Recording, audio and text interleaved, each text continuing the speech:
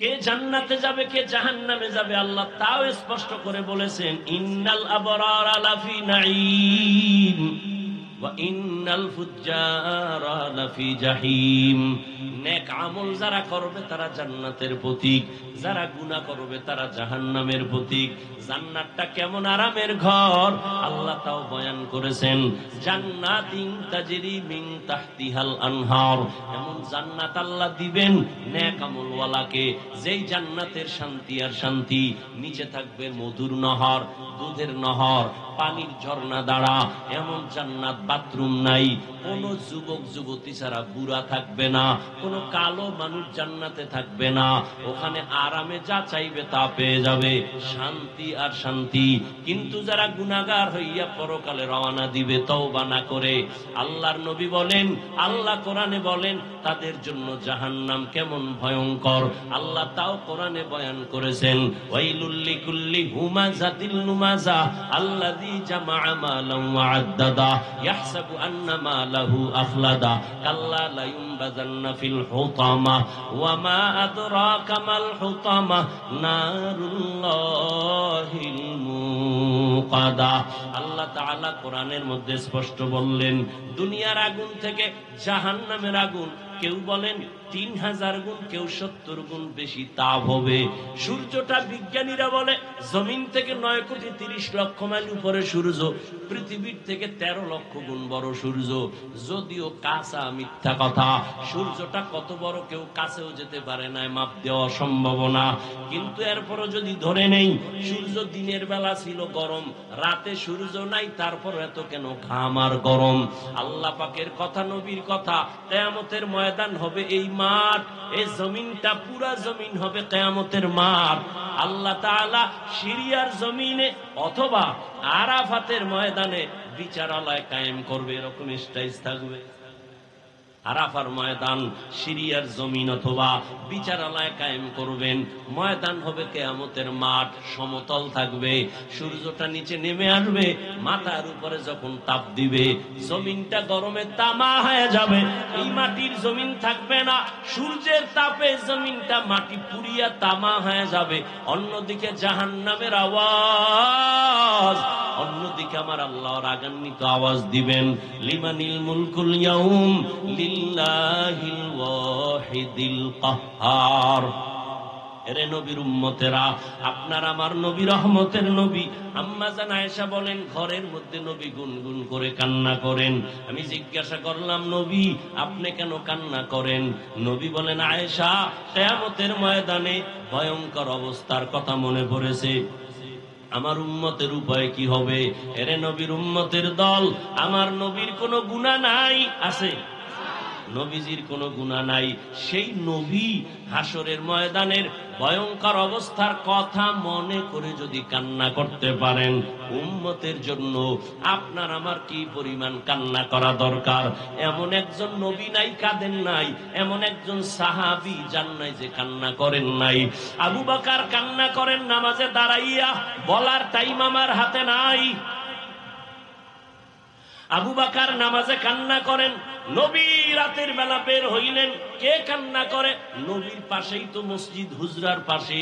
নবী বের হয়ে দেখে আবু বকর দাঁড়ায় দাঁড়ায় কান্না করে। গভীর রাতে নামাজে, নামাজ শেষ, আবু বকর কাঁদলেন কেন? বলে হাসরের মাঠে কেমনে দাঁড়াবো সেই ভয়। আপনি যে বয়ান করছেন, ওমরে ফারুকের কান্নার আওয়াজ। ঈদের দিন সবাই আনন্দ করে, ওমর দরজা লাগায় কান্না করে। আবু হুরায়রা রাদিয়াল্লাহু আনহু বলেন, খলিফাতুল মুসলিমিন কাঁদেন কেন? বলে জাহান্নামের আযাবের ভয়।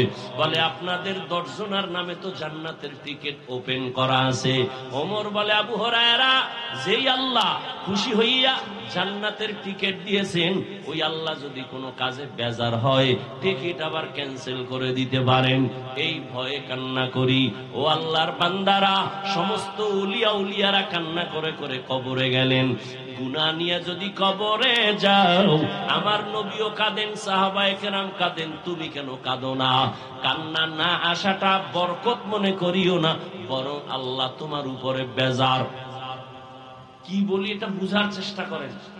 বয়ান আপনিও জানেন, এখানে আসছেন কেন? আমি যা শুনাইতেছি এগুলো আপনারা জানেন। এখানে আসছেন এই জন্য, যেটা এমন একটা বরকতি মজলিস যে আমি পাপী জাহান্নামী হতে পারে, এই বরকতি মজলিসটা বেহেশতের বাগান। কারো আমিন কবুল হলে আল্লাহ আমাকেও কবুল করবেন। অন্য কোনো মাস্তানির জন্য এখানে আপনিও আসেন না, আমিও আসিনি। আমার দোয়া কবুল হওয়ার কোনো গ্যারান্টি নাই, কোন ব্যক্তির দোয়া কবুল হওয়ার গ্যারান্টি নাই। কিন্তু হ্যাঁ, এমন কিছু বান্দা আছে যে নিজেও বুঝে না, জানে না, আল্লাহ তারটা কবুল করে নেবেন। আর এটা প্রিয় সত্য কথা, একজনের আমিন কবুল তো সবারটাই কবুল। এখন আর সুবহানাল্লাহ না, তবে সুদ করে একটা কবুল হবে না। ভালো করে লিখে রাখেন, যারা সুদের সাথে জড়িত বাইতুল্লাহ হজ করলেও কোনো কবুল হবে না, তওবা না করা পর্যন্ত, মোনাজাত দিলে কবুল হবে না। বুঝেন বুঝেন, ভালো করে বুঝেন। সুদের সাথে যারা জড়িত ওরা 10 তলা মাদ্রাসা করলে একটা সওয়াব পাবে না, 5 তলা মসজিদ বানিয়ে দিতে পারবে, উম্মতের লাভ হবে, ওর নিজের কোনো সওয়াব নেই। সুদের সাথে যারা জড়িত 24 ঘন্টার সেকেন্ডে সেকেন্ডে সেকেন্ডে অল টাইম তার গর্ভধারিণী মায়ের সাথে জিনার গুনাহ লেখা হয়। আল্লাহ বলে, এই বেঈমান রেডি থাক, আমি আল্লাহ তোর সাথে যুদ্ধ করব, রেডি থাক। এ হারামখোর রেডি থাক। কোরআনের 275 নম্বর আয়াত সূরা বাকারা খুলো। হুজুরদের দোয়া কবুল হয়, তোমার মতো সুদখোরের কারণে ফলাফল আসতে দেরি হয়। আল্লাহ হেদায়েত দান করুন। আর এক দলের মুনাজাত কবুল হবে না যারা ইচ্ছা করে দাড়ি কাইটা ফলায় পুরা 24 ঘন্টার সেকেন্ডে সেকেন্ডে সেকেন্ডে সেকেন্ডে কবিরা গুনাহ, তওবা না করা পর্যন্ত এই গুনাহ বন্ধ হবে না। আল্লাহ হেদায়েত দান করুন। আর এক দলের গুনাহ হয় 24 ঘন্টা কবিরা গুনাহ, যারা গিরার নিচে প্যান্ট পরে, পায়জামা পরে, পুরুষ মহিলা না। বুঝেননি? বাসায় গিয়ে সে লঙ্গি পরে ঘুমাইছে, প্যান্ট পরে নাই, ওটা তাকে রাখছে, কালকে পরবে। ফেরেশতারা গুনাহ লেখা বন্ধ নেই, কারণ কালকে পরবে তো, নিয়তের একটা বরকত আছে না। হ্যাঁ, ওই বরকত সারা রাত কবিরা গুনাহ লেখা হবে। আর ফতুয়া চাও, লিখিত ভাবে মুফতিদের থেকে নিয়ে নাও।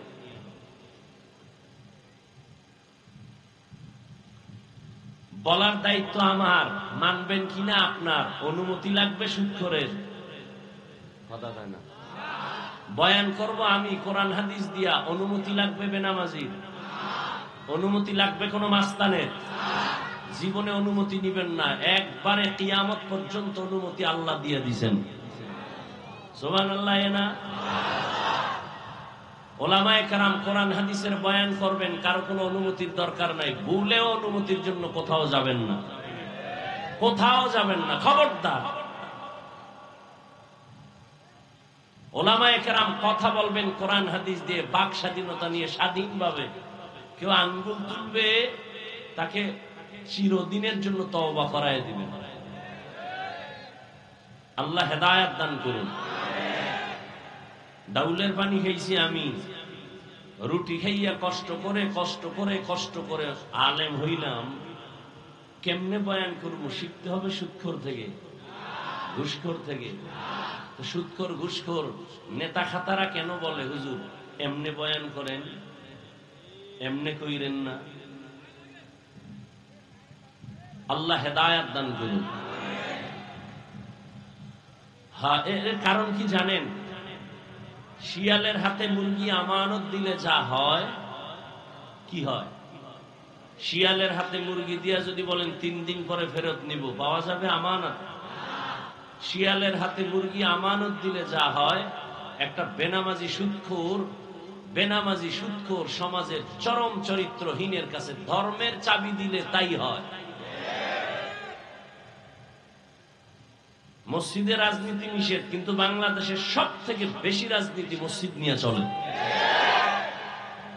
কথা ঠিক না? কেন? অযোগ্যকে যোগ্যতার জায়গায় নেওয়ার এই ফলাফল। যে সূরা ফাতিহা পড়তে পারে না, সে সভাপতি হতে পারে না। মসজিদের সর্বোচ্চ দায়িত্বে তিনিই হবেন যে ইমামতি করার যোগ্যতা রাখে। আল্লাহ বুঝার তৌফিক দান করেন। বললাম এটা কি কায়েম হয়ে যাইব এত সোজা? হ্যাঁ, এত সোজা না। বহুত রক্তের পর হাজার হাজার বছর পর্যন্ত মার খাচ্ছে ফিলিস্তিনের মুসলমান। কাশ্মীর, চেচনিয়া, বসনিয়া,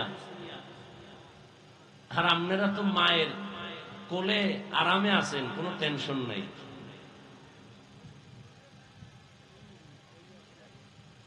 আছে কোনো টেনশন? হ্যাঁ, আওয়ামী লীগ গেছি গা, সব জুলুম শেষ। ঘরে আগুন লাগে কেন? আওয়ামী লীগ তো গেছি গা। দোকানে আগুন কেন? অমুক জায়গায় চাঁদাবাজি কেন? আজীবনের জন্য লিখে রাখেন, জুলুমের বিচার হবে মরার আগে। যেই হোক, জুলুমের বিচার মরার পরে নয়, আগে। রসুলের হাদিস। এবার আওয়ামী লীগ বাদ, বিএনপি বাদ, আপনি যে জুলুম করছেন ভাইয়ের সাথে, এর বিচারটাও মরার আগে হবে, লিখে রাখেন। স্বামী হইয়া স্ত্রীর সাথে জুলুম করেছেন, মরার আগে বিচার। ছাত্র হয়ে বেয়াদবি করেছ, মৃত্যুর আগে বিচার হবে, লিখে রাখ ছাত্ররা। শিক্ষক হয়ে ছাত্রের উপরে জুলুম, মৃত্যুর আগে বিচার। ভাই হয়ে বোনের উপরে জুলুম, মরণের আগে বিচার। জুলুমের বিচার। জুলুম তিন প্রকার: আল্লাহর সাথে জুলুম, নিজের সাথে জুলুম, অন্যের সাথে জুলুম। আল্লাহ জুলুম থেকে এ দেশ এবং এ জাতিকে হেফাজত করুন। একজনে আওয়ামী লীগও করে না, বিএনপিও করে না, এর মাইয়ার ভাও বানছে কেন? কারোর সাথে না করলেও তার ফ্যামিলির কারো না কারোর সাথে জুলুম করেছে। দোকানের মালিক কর্মচারীর উপরে জুলুম করে, আছে না নেই? পাঁচতলা বিল্ডিং এর মালিক ভাড়াটিয়ার উপরে জুলুম। নিজের পানির লাইন বন্ধ নাই, ভাড়াটিয়ার পানি নেই, আছে না এরকম জালেম? নিজে যখন মনে চায় তখন গেট খুলে বের হবে, স্বাধীন। ভাড়াটিয়ারা ফজরের নামাজে মসজিদে যাবে, গেট খোলার চাবি দেয় না, জালেম। আছে না নাই? ওর বিল্ডিং এ আগুন লাগবে না, কাঠটায় লাগবে। জুলুমের বিচার মরার পরে না আগে? আল্লাহ জুলুম থেকে আমাকে, আপনাদের সবাইকে, গোটা দেশবাসীকে হেফাজত করুন।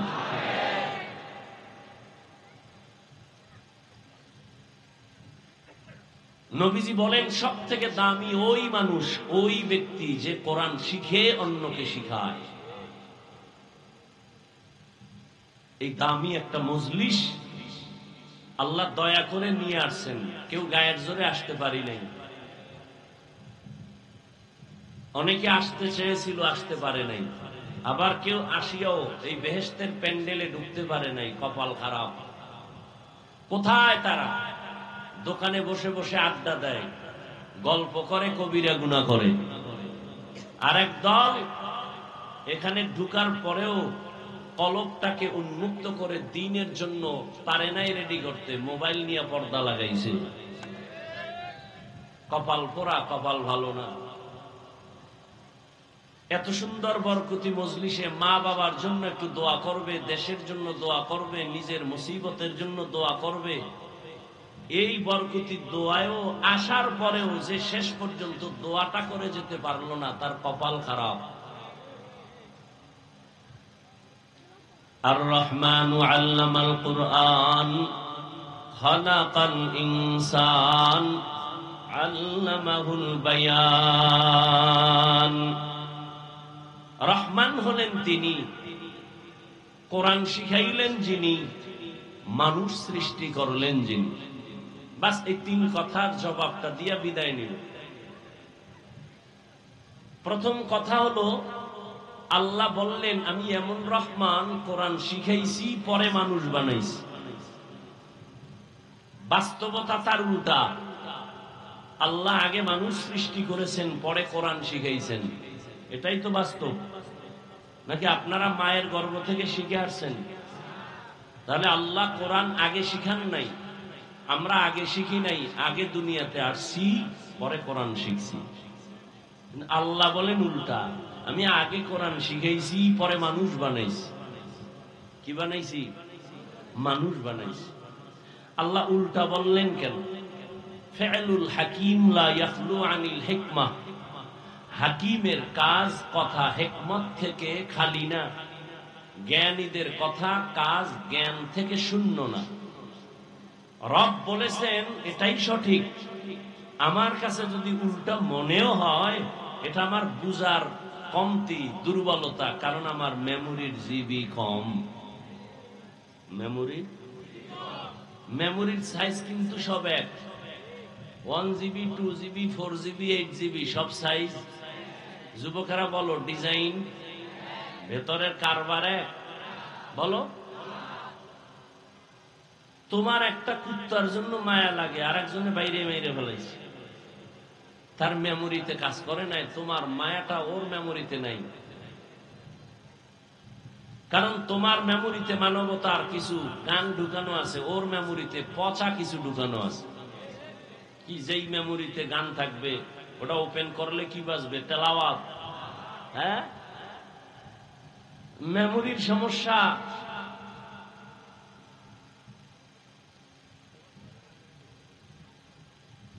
মানুষ কুত্তা মারলে কষ্ট পায়, মানুষ মারতে কষ্ট পায় না। মেমোরির সমস্যা হয়ে গেছে। বর্তমান দুনিয়াতে কিছু উল্টাপাল্টা যা হচ্ছে, এগুলোর দৃষ্টান্ত দেখতে ভারত যাওয়া লাগবে না, আমেরিকা যেতে হবে না, আমার সোনার বাংলাই যথেষ্ট।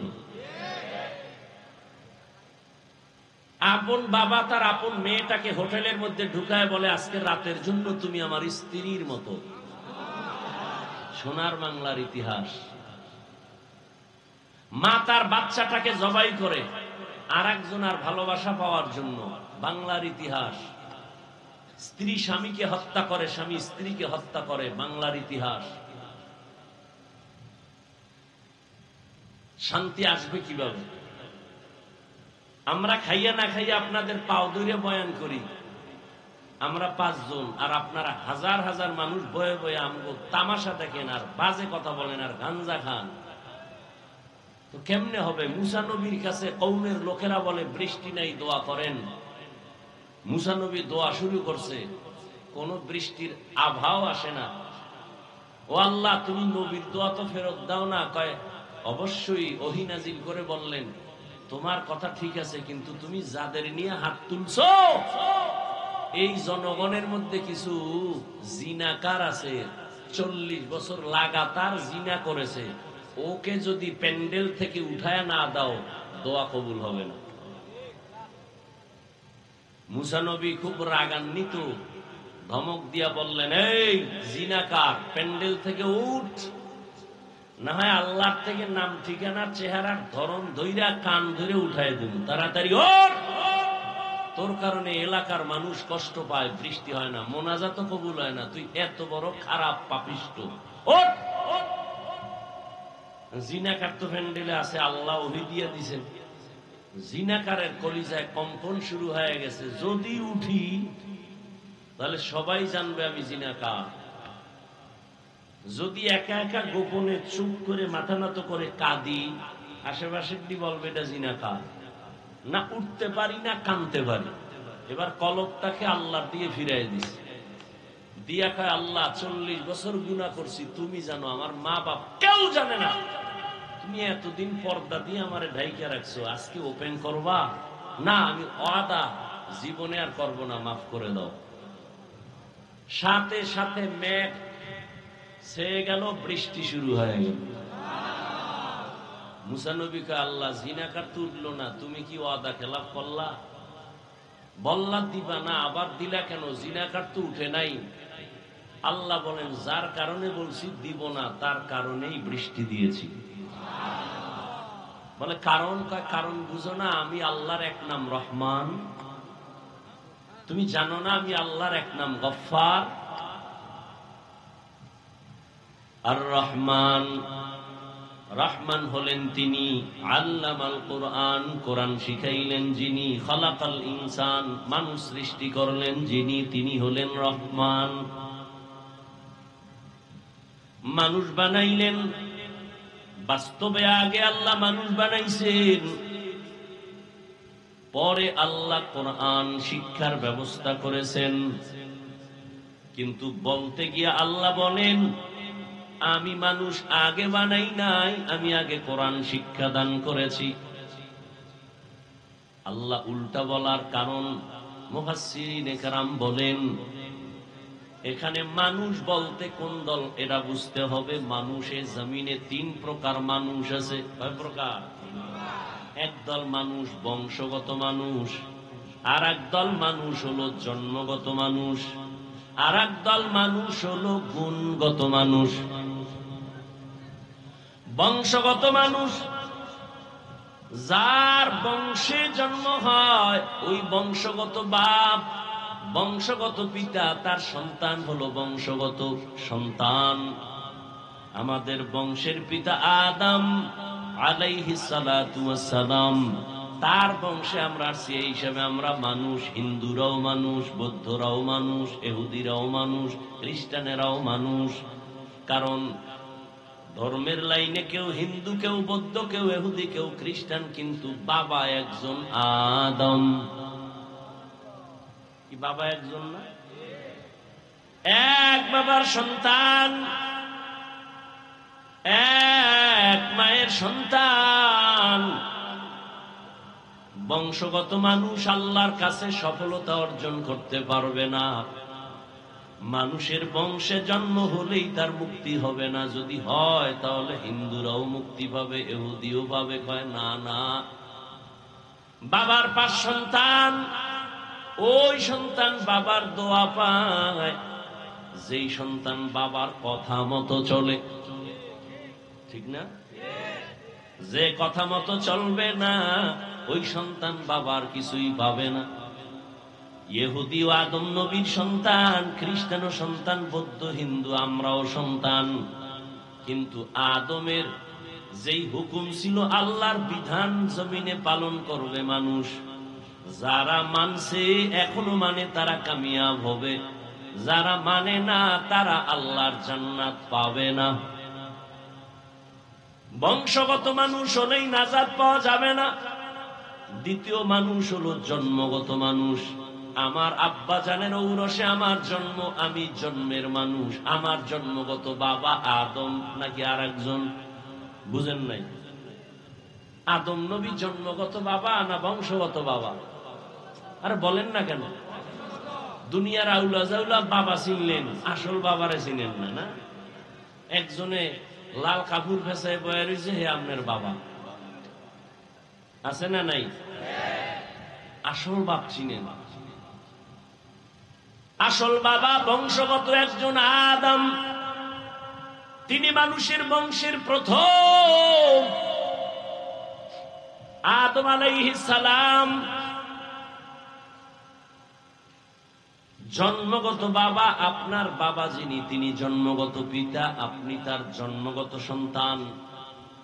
আল্লাহর কাছে জন্মের পরিচয়, নাজাতের কোন রাস্তা খোলা নাই। আর একদল মানুষ হলো গুণের মানুষ, গুণগত মানুষ। বংশগত মানুষের দাম নাই, জন্মগত মানুষের মূল্য নাই, একমাত্র গুণগত মানুষের দাম আল্লাহর কাছে। কোন মানুষের দাম? এবার বুঝেন গুণের মানুষ কাকে বলে, ভালো করে বুঝার চেষ্টা করেন।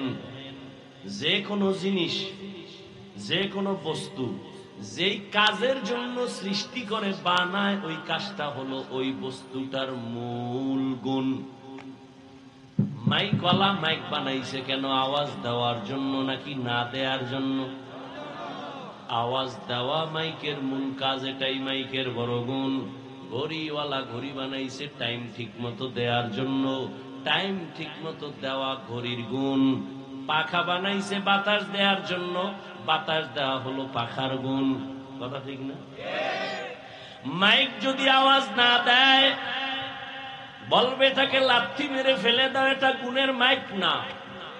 বাতি বানাইছে আলো দেওয়ার জন্য, যদি আলো না দেয় ভেঙ্গে ফেলো, এটা গুণের বাতি না। ঠিক নি? পাখা বানাইছে বাতাস দেওয়ার জন্য, যদি বাতাস ঠিক মতো না দেয় ভেঙ্গে ফেল, এটা গুণের পাখা না। তাহলে যেই বস্তুটা যেই কাজের জন্য বানানো হয় ওই কাজটা হলো ওই বস্তুর গুণ। মাইকের গুণ আওয়াজ দেওয়া, বাতির গুণ আলো দেওয়া, পাখার গুণ বাতাস দেওয়া, ঠিক নি?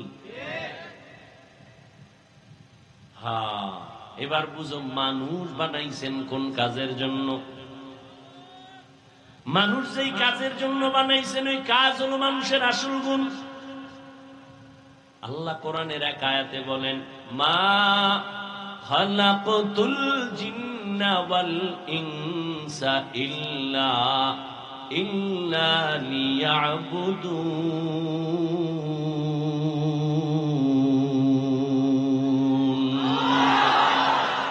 মা খালাকতুল জিন্না ওয়াল ইনসি বাখা জুজ ইবাদত নিস্তে মকসুদ আজ্জাহা। খারাপ লাগে আপনাদের? এটি কোনো ওয়াজ না। হ্যাঁ, দেখতে নারী চলন বাঁকা,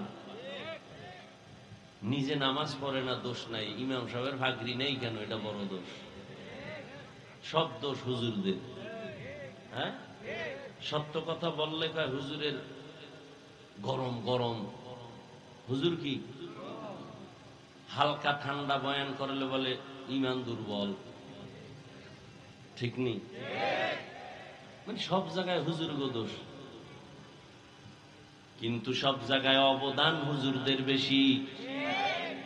এই যুবক, ভালো করে লিখে রাখিস, কত সুন্দর সুন্দর স্লোগান রাস্তার পাশে পাশে ব্যানার টানায় লিখে রাখো। আমার স্লোগানটা লিখে রাখ, আল্লাহর কসম, আল্লাহর কসম, আল্লাহর কসম 3 বার করলাম, আল্লাহি বিল্লাহি তাল্লাহি। দুনিয়াতে যত আপন বন্ধু পাইছো সব স্বার্থপর, একমাত্র তোদের কলিজার আপন বন্ধু নিঃস্বার্থ উলামায়ে আহলে হক। ওলামায়ে কেরামের কত গালি দাও শুনি, কি পরিমাণ লেখালেখি করো আমাদের বিরুদ্ধে তাও আমরা জানি। এরপরও কোন আলেম কোন ইমাম কারো জন্য বরদোয়া করে না, মোনাজাতে করে? সরকারের টাকা খাইয়া চাকরি করো, ডান হাতে মাস শেষ বেতন নাও 20,000, টেবিলের তলে নাও আবার 30,000। হ্যাঁ, কত হইল? আর গরিবেরটা কলমের খোসায় মেরে খাও, আরো কত কিছু করো, জুলুম করে খাও। এরপরও সরকারের পছন্দ করো না, সরকারের টাকায় পেট পুইরা সংসার বাঁচাই এখন পাও, সরকারের আবার লাল বাতি দেখাও। আর একজন আলেম, মসজিদের ইমাম, খতিব, বেতন মাত্র 10,000, গ্রামে গেলে আরো কম, শহরে একটু বেশি, তাও আবার 3, 4, 6 মাস বাকি, ঠিক নেই? এই ইমামের বেতন দেয় কত? তাও একজনে দেয় না, সভাপতি দেয় মাসে 50 টাকা, ঠিক নেই? সেক্রেটারি দেয় 30, রিক্সার ড্রাইভার দেয় 5 টাকা, তারও ধমক আছে, ইমাম সাহেব একক তো না থাকলে কয়েক গেছিলেন কই? মনে হয় যেন ইমামের মসজিদের দেওয়াল একটা জেলখানায় আটকায় রাখছে, কোথাও গেলে কোনো স্বাধীনতা নাই, জবাব দিতে দিতে তার নামাজের সূরা উল্টায় যায়। এত অত্যাচার, এত জুলুম। ইমাম সাহেব 2 দিনের জন্য তার আপন ঘরে যাবেন, কোথাও যাবেন, স্বাধীনভাবে একটু কাজ করবেন, দেখা করবেন, বেড়াইবার জন্য যাবেন, কি পরিমাণ দরখাস্ত আর দৌড়াদৌড়ি। এরপরও বেতন কম। কোন ইমাম জুমার নামাজে দাঁড়ায় বলে নাই, আগামী মাস থেকে যদি স্কেল না বাড়াও আসর থেকে সূরাটা উল্টা দিকে হবে, বলছে? বরং মোনাজাতে দোয়া করে, আল্লাহ ব্যবসায়ীদের ব্যবসায় বরকত দাও, চাকরিজীবীর চাকরিতে বরকত দাও, অসুস্থ রোগীদের সুস্থ বানাও, কবরওয়ালাদের জান্নাত দিয়া দাও, আয় আল্লাহ সবার জীবন শান্ত করে দাও, বিদেশে যারা আছে তুমি বরকত দাও, হেফাজত করো, ঠিক নেই? কোন স্বার্থ আছে? অতএব আমি বলে গেলাম, মানো আর না মানো, কারণ মেমোরি ডিস্টার্ব আছে। তোমার মেমোরি ডিস্টার্ব, মানো আর না মানো এটা সত্য কথা, এই দুনিয়ায় উলামায়ে আহলে হক ছাড়া উম্মতের আপন বন্ধু কেউ নাই। উদাহরণ নেও রে বাবা, মহামারী করোনার দিকে খবর নিয়েছো? মহামারী করোনা, স্কুল বন্ধ, কলেজ বন্ধ, চাকরি বন্ধ, ব্যবসা বন্ধ, ফ্যাক্টরি বন্ধ, ট্রেন বন্ধ, গাড়ি বন্ধ, সব বন্ধ। কোন সময়?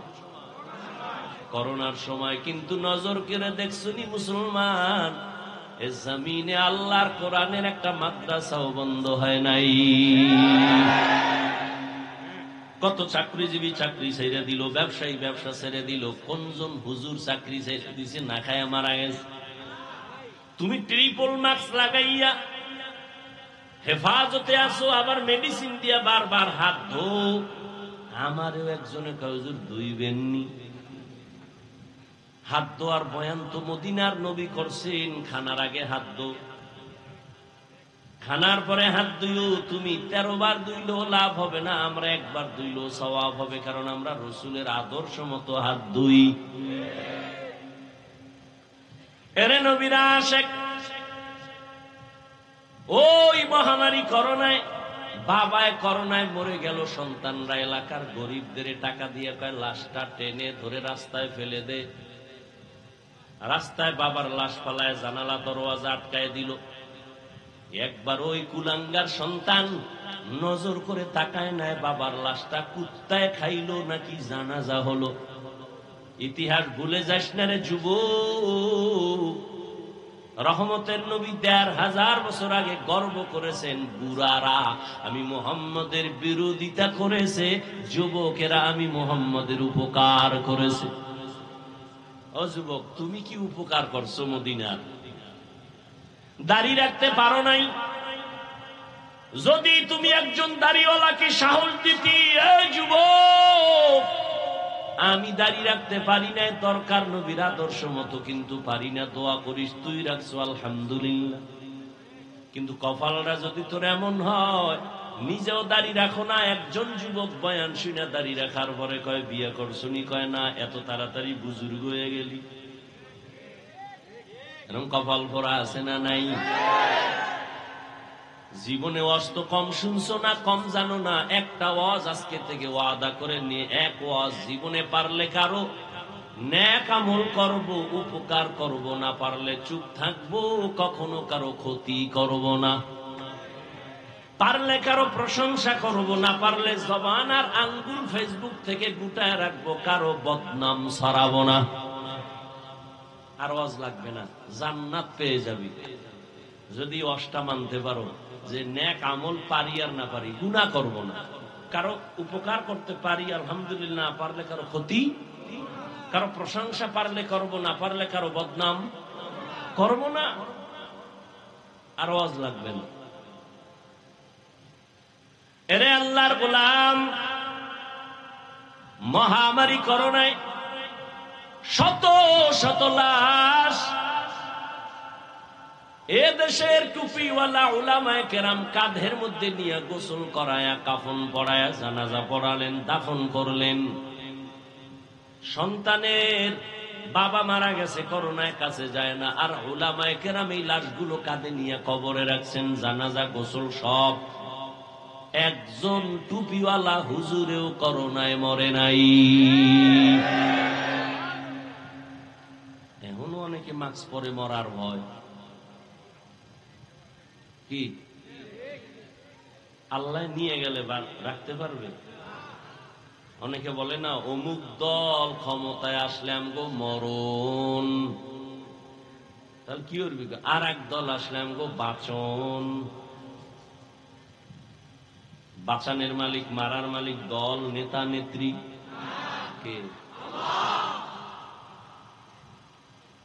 ওরে ভাই, তুমি অপরাধ করছো, তোমারটা দেখো, আর একদিকে আঙ্গুল বাঁকা না করে নিজের হিসাব মিলাও। সন্তানের উপরে কি জুলুম করেছো? স্বামী হইয়া স্ত্রীর সাথে কি জুলুম করেছো? বাবা মা হয়ে সন্তানের সাথে কেমন আচরণ? শিক্ষক হয়ে ছাত্রের সাথে কেমন আচরণ? ভাই ভাইয়ের সাথে কেমন আচরণ, সঠিকভাবে চলবা। রসুল আমার চ্যালেঞ্জ দিয়ে গেছেন, কোরআন আর সুন্নাত অনুযায়ী যদি জীবন চালাও, ঈমানও যাবে না, সম্মানও যাবে না। তুমগো টেনশন, আমগো হুজুরগো কোনো টেনশন আছে? তুমগো চেয়ারের মেয়াদ শেষ, আমগো হুজুরগো চেয়ারের মেয়াদ শেষ কি? কোনো মেয়াদই নেই। শেষ কি আবার? কোরআন আলাদের চেয়ারের কোনো মেয়াদ নাই। আর দুনিয়ায় বাদশা, পরকালেও বাদশা। গুণের মানুষ কাকে বলে? আল্লাহ বলেন, আমি মানুষ আর জিন বানাইছি একমাত্র ইবাদতের জন্য। মাইকওয়ালা মাইক বানাইছে আওয়াজ দেওয়ার জন্য, আওয়াজ দেওয়া মাইকের গুণ। বাতিওয়ালা বাতি বানাইছে আলো দেওয়ার জন্য, আলো দেওয়া বাতির গুণ। আল্লাহ মানুষ বানাইছেন ইবাদতের জন্য, ইবাদত করা মানুষের গুণ। ইবাদত কি বিড়িটা না? হ্যাঁ, জীবনে যা করবা সব ইবাদত। ভালো করে বুঝো, সব ইবাদত। কান্না করবা ইবাদত, হাসবা তাও ইবাদত, খানা খাও ইবাদত, খানা খাইও না তাও ইবাদত। ঠিক নেই? নামাজ পড়ো ইবাদত, নামাজ পড়বা না তাও ইবাদত। এই বয়ানটা বেনামাজিরা শুনলে কি খুশি যে এতদিন শুনছি নামাজ পড়া ইবাদত, আজকে নতুন শুনলাম নামাজ না পড়াও ইবাদত। কথা শেষ না আরো আছে? সব শুনো। নামাজ পড়া যেমন ইবাদত, না পড়াটাও ইবাদত। রোজা রাখা যেমন ইবাদত, রোজা না রাখাটাও ইবাদত। তবে দুইটা শর্ত আছে, দুই শর্ত ছাড়া কোনোটা ইবাদত হবে না। এক নম্বর শর্ত রিজা বিল কাজা, দ্বিতীয় শর্ত হলো তরিকায়ে রাসূল। আমি যা করব, যা বলবো আমার আল্লাহর খুশির জন্য। আমি যা করব, যা বলবো সব হবে মদিনাওয়ালা নবীর আদর্শ অনুযায়ী। তুমি হাসি দাও, নবীর আদর্শে সওয়াব। নবীর তরিকায় কাঁদো, তাতে সওয়াব। নবীর তরিকায় নামাজ পড়ো, সওয়াব। ঈদের দিন রোজা রাখবা, সওয়াব। কেন বলে নবীর তরিকায় নাই? ঠিক নেই? মাগরিবের ফরজ নামাজ 3 রাকাত। একজনে 3 রাকাতের শেষে বয়ে বয়ে চিন্তা করে, আল্লাহরে আরো 2টা সেজদা বাড়াইয়া বেজোর না রাইখা জোর বানায় 4 রাকাত করি। হবে? কেন হবে না? সে তো নামাজই পড়ছে, আল্লাহকেই সেজদা দিছে, আর কাউকে দেয় নাই। তারপরও কেন হবে না? বলে একটা আছে আর একটা নাই। নবীজির তরিকা নাই। নবীর তরিকা নাই তো নামাজ ইবাদত হবে না। নবীর তরিকা বাদ দিয়া রোজা রাখবা, ইবাদত হবে না। আর নবীর তরিকা ঠিক রাইখা বিবাহ করবা ইবাদত, ব্যবসা করবা ইবাদত, ডাক্তার হও ইবাদত, ইঞ্জিনিয়ার হও ইবাদত। নবীর তরিকা মেনে তুমি কলেজে পড়ো ইবাদত, ভার্সিটিতে পড়ো ইবাদত। তুমি মনে করো ইবাদত, আপন মনে করো ইবাদত। সব হবে আল্লাহর সন্তুষ্টির জন্য মদিনাওয়ালা নবীর তরিকায়। একজনে প্রশ্ন করবা, আমি স্কুলে পড়লেও কি ইবাদত, আমি ডাক্তারি পড়লেও কি ইবাদত? হ্যাঁ, তুমি যদি আমার নবীর তরিকা মতে পড়ো। বলে কেমন? কয় ক্লাস চলবে, নামাজের টাইমে নামাজও চলবে, মা বাবার সাথে বেয়াদবি হবে না, শিক্ষকের সাথে বেয়াদবি করবা না, 5 বেলার নামাজ ঠিক মতো আদায় করবা। ডাক্তার হওয়ার মহা উদ্দেশ্য হলো, বেঈমানরা মুসলমানের চিরন্তন দুশ্মন। ওরা যদি চিৎকার দিয়া কয় আমাদের ভারতের ভিসা বন্ধ, চিকিৎসা বন্ধ, ঔষধ সরবরাহ করা বন্ধ, মুসলমান ডাক্তার দাঁড়াইয়া বেঈমানের মুখে থুতু নিক্ষেপ করে বলে দিবি, বেঈমানের বাচ্চারা, তোদের ঔষধ লাগবে না, তোদের ডাক্তার লাগবে না। ইনশাআল্লাহ আমাদের মুসলমানের জন্য আমরা মুসলমান ডাক্তারেরাই যথেষ্ট। এরকম মুসলমান ডাক্তার ডাক্তারি হইরা 5 বেলার নামাজ পড়ে আসেনি? ও যুবক, আমি তোমাকে টুপিওয়ালা বড় ভাগরিওয়ালা হুজুর বানাবার জন্য বয়ান করতে আসি নাই, বরং তুমি নবীর তরিকা মেনে চলো। তুমি আমার ভাই, তুমি আল্লাহর মোহাব্বত নিয়ে, নবীর মোহাব্বত নিয়ে চলো। ও আল্লাহর বান্দারা, তুমিও নবীর উম্মত, আমিও নবীর উম্মত। তোমাকে এত বয়ান করে বুঝাইতে হবে কেন? হিন্দুদের বুঝানোর দরকার, খ্রিস্টানদের বুঝানোর দরকার, ইহুদিকে বুঝাইয়া বয়ান করা দরকার। তুমি তো আল্লাহ মানো, নবী মানো, কোরআন মানো, হাদিস মানো, তোমার এত কষ্ট হবে কেন বুঝাইতে? দাড়ি রাখার জন্য তোমাকে বয়ান করা লাগবে কেন? পর্দা করার জন্য তোমাকে বয়ান দিতে হবে কেন? হালাল খানার জন্য তোমাকে বয়ান দিতে হবে কেন? এর একমাত্র কারণ তোমার অন্তরে আল্লাহর আযাবের ভয় নাই। আর আল্লাহর আযাবের ভয় আসবে না যতদিন পর্যন্ত একজন আল্লাহর খাঁটি বান্দার অনুসরণ না করবা, মুরব্বি না মানবা। যেই উম্মত তার নবীকে মুরব্বি মানে না, ওই উম্মত দুনিয়াও ধ্বংস, পরকালও ধ্বংস। যেই উম্মতেরা উলামায়ে কেরামকে মুরব্বি হিসাবে মানতে চায় না, ওরা দুনিয়াতেও বরবাদ, ওদের আখিরাতেও বরবাদ। এই যে যত বেয়াদবিমূলক কথা বলে, যত বেয়াদবিমূলক ফেসবুকে লেখে, সবগুলো খুঁজে দেখেন, এটির একটারও মুরব্বি নাই, সবগুলো বেয়াদব। খবর নিয়ে দেখেন, একদম মুরব্বি মানে না। মুরব্বি যদি মানত তো লাগাম টেনে ধরত। রাস্তায় কুত্তা ঘুরে, একটারও দাম নাই। মালিকের শিকল যে কুত্তার গলায় লাগানো কুকুরের মূল্য আছে। কথা ঠিক না? আকাশে পাখি উঠতেছে কোটি কোটি, কোনো দাম নাই। খাঁচায় আটকানো পাখির দাম। তুমি বেপরোয়া জীবন চালাও, তোমার কোনো মূল্য নাই। কিন্তু তুমি যদি মালিকের কালেমার রশি লাগায়া আল্লাহর প্রিয় বান্দাদের পরামর্শে চলো, তখন কথা বলার ব্যালেন্স ফিরে আসবে, কদম দেওয়ার ব্যালেন্স ফিরে আসবে। তুমি যদি উল্টা চলো, পেছন থেকে টেনে ধরবে হুজুর, মুরব্বি খবরদার শিক্ষকের সাথে বেয়াদবি করবা না, খবরদার মা বাবার সাথে খারাপ আচরণ করবা না, খবরদার কোন মুরব্বির সাথে খারাপ আচরণ করবা না। ভাইরা আমার, এই আমি কি আসমান দিয়েছি নি? ও যুবকরা বল, আমি তো তোর মতো একটাই সন্তান, আমি তোমার মতোই তো ছিলাম না? আর একেবারে বড় কিছু হয়ে গেছি, বয়স মুরব্বি, তাও তো না।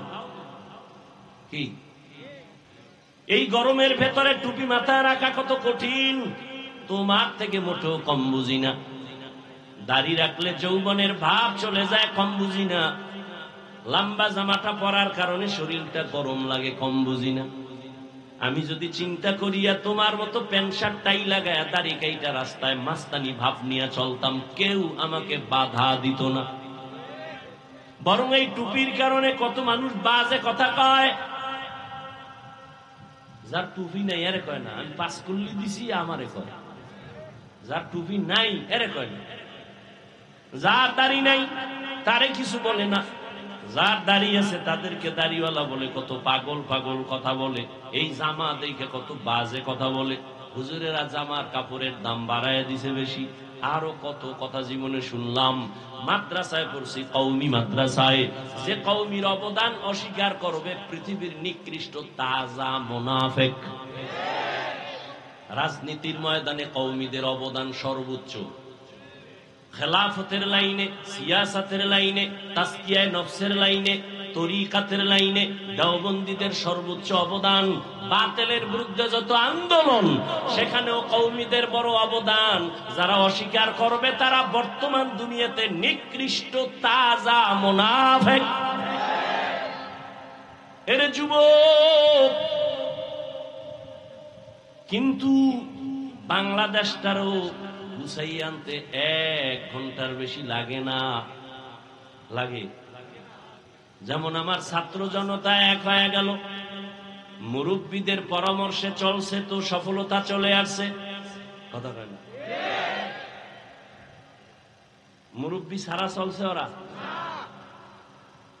ওগো পরামর্শ কেউ দেয় নাই? পরামর্শ নিয়ে যখন চলছে, একটা সফলতায় চলে আসছে। আমাদের দেশে আলেম কম না বেশি? মাদ্রাসা কম না বেশি? মুরব্বীদের মাথা হাতে নিজেকে যখন কন্ট্রোল না করবে, যতদিন পর্যন্ত ততদিন ঐক্যের আওয়াজ চলবে, সমাধানে আসবে না। ভাইরা আমার, বড় কঠিন। ও যুবক, আমিও যদি তোমার লাইনে চলতাম পারতাম। কেন চলি না? কারণ আমি টুপিদারির কারণে সরকার আমারে গোপনে টাকা দেয়, আলাদা বেতন দেয়। দেয় না। মসজিদে আমার জন্য বিশাল কিছু দেয়, তাও দেয় না। তাহলে কারণটা কি? একমাত্র কারণ, আল্লাহর কোরআন পড়লাম, পয়গম্বরের হাদিস পড়লাম, একটা কথাও মিথ্যা, কোনো ভুল, কোনো সন্দেহ নাই। সন্দেহ আছে কিনা অপচেষ্টা করেছে পৃথিবীর বড় বড় বেঈমানেরা, পায় নাই একটা সন্দেহ, বরং অনেক বিধর্মী কালেমা পড়ে মুসলমান হয়ে গেল। ও যুবক আল্লাহর গোলাম, তুমি যে আল্লাহ মানো, আমিও সে আল্লাহ মানি। তোমার আল্লাহ আমার আল্লাহ এক না দুই? সবাই একমত? তোমার নবী আমার নবী, তোমার কোরআন আমার কোরআন, তোমার কাবা আমার কাবা, তোমার ধর্ম আমার ধর্ম, তোমার কালেমা আমার কালেমা। তুমি আমি দুনিয়াতে আসছি, এক বিদায় বেলা কাফন হবে তিনটা, কালার হবে আলাদা। হুজুরদের কালার একরকম, তোমার কাফনের কালার একরকম। কোটিপতি মারা গেলে কাফন একটা সম্মানের কারণে বাড়ায় দিবে, 3টার থেকে 4টা দিবে। গরিব রিক্সার ড্রাইভার মরে গেলে গরিব হওয়ার কারণে একটা কাফন কমায় দিবে। সবার কাফনের কালার এক, কবরের সাইজও হবে এক, প্রশ্ন হবে 3টা, তাও এক। রবের পরিচয় দাও, ধর্মের পরিচয় দাও, রহমাতুল লিল আলামিনের পরিচয় দাও। এই 3টা প্রশ্ন আমাকে আপনাকে সবাইকে করা হবে। ও আল্লাহর বান্দারা, আল্লাহর কোরআন সত্য। যুবকেরা বলো, ওই কোরআনে জান্নাতের বয়ান আসেনি? আছে? বলো, জাহান্নামের বয়ান আসেনি? কে জান্নাতে যাবে, কে জাহান্নামে যাবে, আল্লাহ তাও স্পষ্ট করে বলেছেন, ইন্নাল আবরারা লাফি নাঈম ওয়া ইন্নাল ফুজ্জারা লাফি জাহিম। নেক আমল যারা করবে তারা জান্নাতের প্রতীক, যারা গুনাহ করবে তারা জাহান্নামের প্রতীক। জান্নাতটা কেমন আরামের ঘর আল্লাহ তাও বয়ান করেছেন, জান্নাতিন তাজরি মিন তাহতিহাল আনহার। এমন জান্নাত আল্লাহ দিবেন নেক আমলওয়ালাকে, যেই জান্নাতের শান্তি আর শান্তি, নিচে থাকবে মধুর নহর, দুধের নহর, পানির ঝর্ণা দ্বারা। এমন জান্নাত বাথরুম নাই, কোন যুবক যুবতী ছাড়া বুড়া থাকবে না, কোন কালো মানুষ জান্নাতে থাকবে না। ওখানে আরামে যা চাইবে তা পেয়ে যাবে, শান্তি আর শান্তি। কিন্তু যারা গুনাহগার হইয়া পরকালে রওনা দিবে তওবা না করে, আল্লাহর নবী বলেন, আল্লাহ কোরআনে বলেন, তাদের জন্য জাহান্নাম কেমন ভয়ঙ্কর আল্লাহ তাও কোরআনে বয়ান করেছেন। ওয়াইলুল লিকুল্লি হুমাযাতিল লুমাযা আল্লাযী জামাআ মালান ওয়া আদ্দাদা ইয়াহসাবু আন্না মালাহু আখলাদা কাল্লা লা ইউনবাযান্না ফিল হুতামা ওয়া মা আদরাকা মাল হুতামা নারুল্লাহিল মুকাদা। আল্লাহ তাআলা কোরআনের মধ্যে স্পষ্ট বললেন, দুনিয়ার আগুন থেকে জাহান্নামের আগুন কেউ বলেন 3000 গুণ, কেউ 70 গুণ বেশি তাপ হবে। সূর্যটা বিজ্ঞানীরা বলে জমিন থেকে 9,30,00,000 মাইল উপরে সূর্য, পৃথিবীর থেকে 13 লক্ষ গুণ বড় সূর্য। যদিও কাঁচা মিথ্যা কথা, সূর্যটা কত বড় কেউ কাছেও যেতে পারে না, মাপ দেওয়া সম্ভব না। কিন্তু এরপরও যদি ধরে নেই সূর্য দিনের বেলা ছিল গরম, রাতে সূর্য নাই, তারপর এত কেন ঘাম আর গরম? আল্লাহ পাকের কথা, নবীর কথা, কিয়ামতের ময়দান হবে এই মাঠ, এই জমিনটা পুরা জমিন হবে কিয়ামতের মাঠ। আল্লাহ তাআলা সিরিয়ার জমিনে অথবা আরাফাতের ময়দানে বিচারালয় কায়েম করবে, এরকম স্টেজ থাকবে। আরাফার ময়দান, সিরিয়ার জমিন অথবা বিচারালয় কায়েম করবেন। ময়দান হবে কিয়ামতের মাঠ, সমতল থাকবে, সূর্যটা নিচে নেমে আসবে, মাথার উপরে যখন তাপ দিবে জমিনটা গরমে তামা হয়ে যাবে।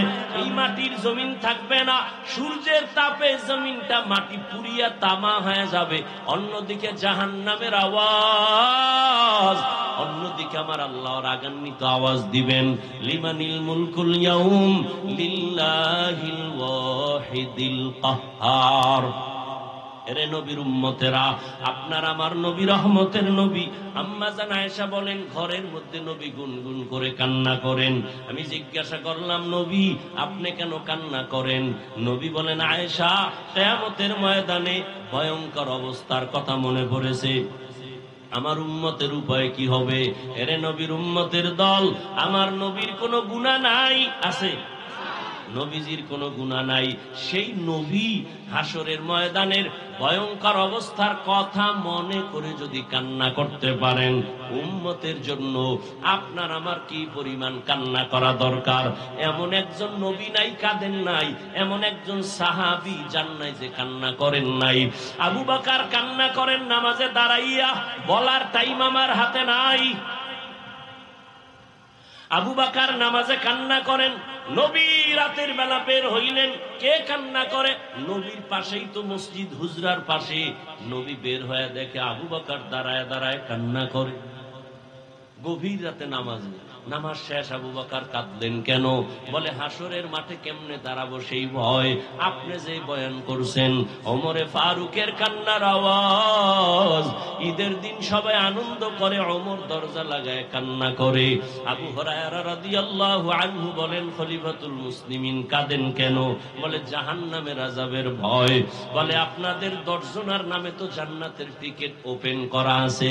ওমর বলে, আবু হুরায়রা, যেই আল্লাহ খুশি হইয়া জান্নাতের টিকিট দিয়েছেন, ওই আল্লাহ যদি কোনো কাজে বেজার হয়, টিকিট আবার ক্যান্সেল করে দিতে পারেন। এই ভয়ে কান্না করি।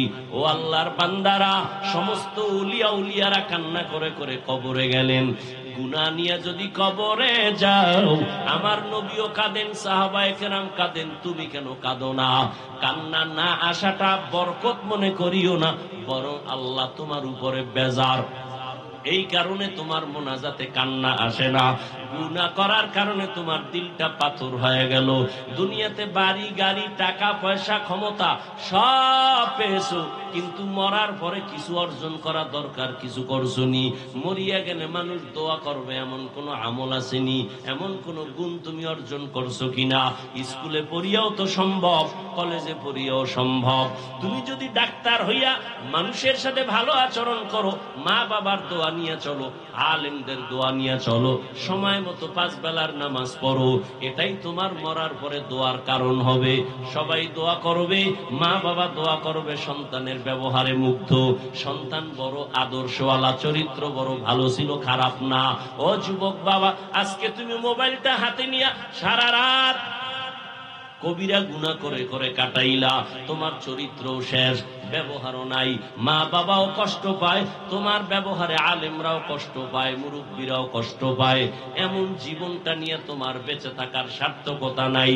এখনো সময় আছে, তওবা করে নাও।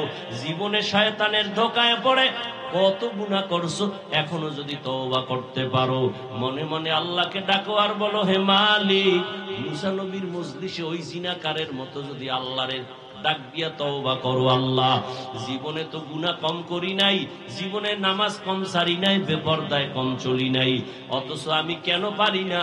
আমার মতো কত যুবক রাস্তায় গাড়ি চালায়, জেনারেল লাইনে পড়ুয়া, নামাজ পড়ে, আমি কেন পারি না? আমার মতো যুবক স্কুল কলেজে পড়ে, নামাজ ছাড়ে না, আমি কেন পারবো না?